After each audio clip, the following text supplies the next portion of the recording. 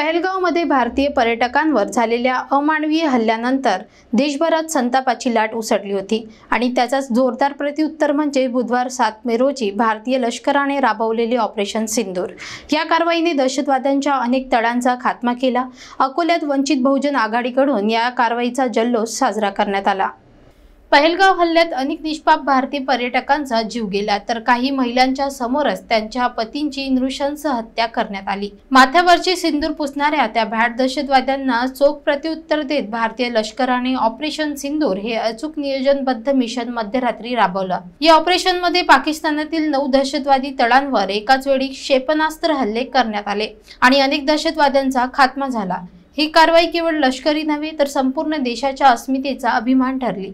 या ऐतिहासिक प्रत्युत्तरानंतर देशभरात आनंदाचे वातावरण आहे। अकोल्यातही याचा साक्षात्कार झाला। वंचित बहुजन आघाडीच्या वतीने मलकापूर चौकात फटाके फोडण्यात आले, पेढे वाटण्यात आले आणि इतर देशभक्तीच्या घोषणा देत जल्लोष साजरा करण्यात आला। यावेळी वंचित बहुजन आघाडीचे जिल्हाध्यक्ष, कार्यकर्ते व स्थानिक नागरिक मोठ्या संख्येने सहभागी झाले होते। अनेकांनी देशाच्या जवानांना सलाम करत त्यांच्या साहसाला दंडवत घातले। दरम्यान केंद्र सरकारनेही या कारवाईचं कौतुक केलं असून अशा आणखी ऑपरेशन्सची तयारी करण्याचे संकेत दिले आहेत। भारताचा संयम संपला असून आता फक्त ठोस कृतीचा काळ सुरू आहे। दहशतीवर वज्राघात करणाऱ्या ऑपरेशन सिंदूरमुळे देशवासियांचा मस्तक पुन्हा अभिमानाने उंचावला आहे।